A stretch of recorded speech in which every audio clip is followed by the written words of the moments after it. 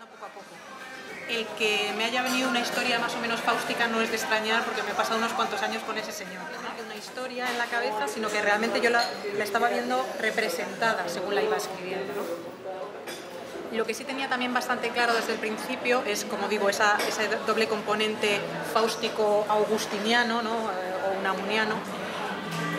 El final no sabía exactamente cómo iba a ser, pero sí sabía que tenía que haber algo de timo. O sea, pensé incluso en la idea del mago de Oz, ¿no? O sea, ese gran mago que de repente llegas allí y dices, te das cuenta después de todas las expectativas que tienes que no es real, ¿no? Que se ha montado todo alrededor. Pensé si hacer un ángel que hubiera sido el que sustituía a Dios o una cosa así, pero finalmente me pareció mucho más dramático en todos los sentidos el hecho de que Dios no llegara a aparecer.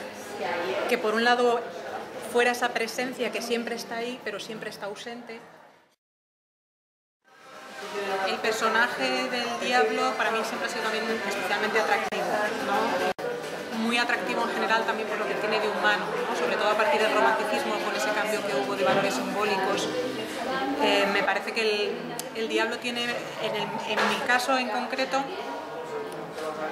me parecía interesante ese lado burlón, por una parte, y por otra parte esa parte seria, un poco dramática, ¿no? Del expulsado, del que no encaja de alguna forma, y de ser un personaje también, como digo, quizá mucho más humano, mucho más cercano al hombre que el propio Dios, y en ese sentido también más atractivo de alguna manera.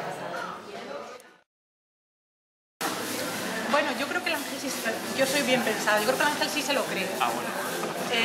Lo que pasa es que se lo cree con esta especie de inocencia infantil, ¿no? O sea, entonces ahí, claro, hay una ironía que es permanente en el diablo, y ahí sí que se puede ver una cierta falsedad en el caso del ángel, que defiende algunas de las teorías a lo mejor más hipócritas, entre comillas, de la Iglesia.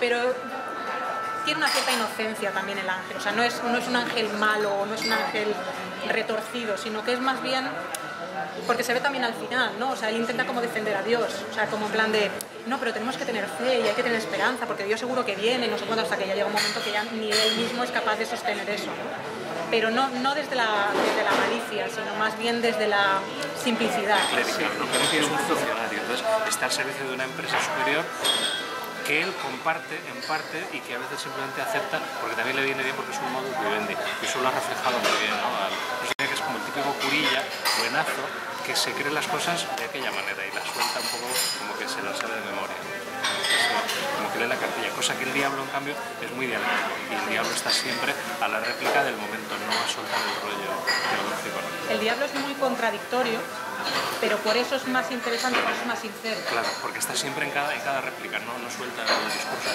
En cambio el ángel no. E incluso cuando es hipócrita, entre comillas, lo es conscientemente. O sea, tiene... él es un jugador, el diablo es un jugador dialéctico. Entonces está siempre buscándole las cosquillas al ángel, que es un señor más serio, es un señor formal, e intenta hacer sus cosas bien, y digo, bueno, pues yo ahora voy a salvar a este, y el otro está siempre con el cachondeíto un poco, ¿no? Aunque luego al final le vemos que acaba siendo un personaje trágico. Por eso a mí me interesaba que el diablo acabara mal, entre comillas, o sea, que el diablo, que era el que estaba manteniendo todo el rato ese humor, ese juego, al final acabara destrozado, entre comillas, por la desaparición de Dios. Porque me parecía ya, o sea, ya no es el ser humano, que es a lo que estamos acostumbrados, entre comillas, sino ya es, el propio arquetipo. Claro, el propio arquetipo, toda la construcción, ¿no? Lo que está ahí en juego, lo que se pone en cuestión. Este Fausto, que se llama Augusto, tampoco el nombre de Augusto es por casualidad, ¿no? Es niebla de Unamuno.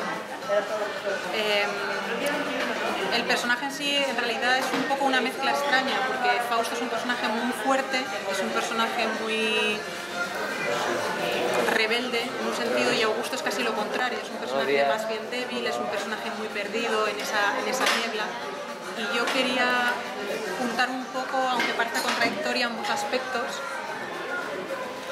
que creo que incluso existen un poco en la realidad. Pues a mí lo que me sorprende mucho de este personaje Augusto es que luego se pierde en la niebla, sí, y desaparece, y lo que aparece es la ausencia de Dios, que me ha parecido muy brillante también en la obra, ¿no? Igual estamos desvelando el final brillante, que Augusto podría ser una máscara, vamos a decirlo en términos de tragedia griega, ¿no?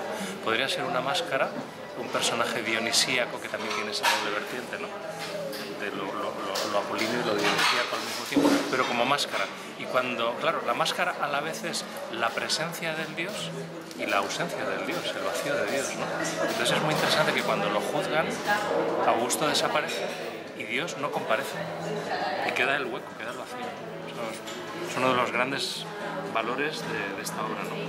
Para mí no tenía sentido simplemente se salva, se condena. Y me parecía interesante justamente lo que comentabas tú antes, es decir, que un personaje tan fuerte, que un personaje tan poderoso, tan atrayente por una parte como es este personaje fáustico, de alguna forma perdiera fuerza al final, como has dicho tú, se quedara en esa niebla.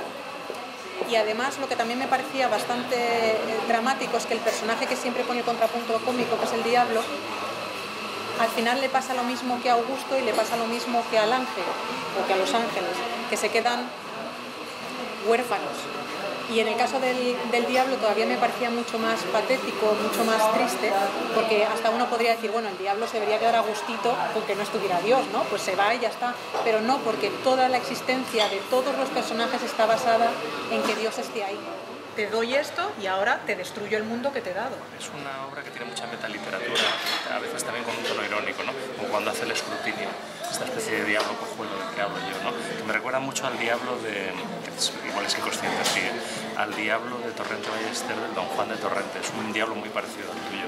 Es un Don Juan con mucha sorna, con mucho sentido del humor, muy postmoderno. Bueno, siempre me gusta mucho todo el tema metaficcional, ¿no? Y todo el tema de intertextualidad y todo ese tipo de cosas. Entonces, que el diablo fuera una especie de, pues eso, de empezar a seleccionar los libros y todo eso también me parecía un elemento irónico bastante importante, y se juega mucho con otros textos, que como dices es muy cervantino, pero en general es muy literario, ¿no?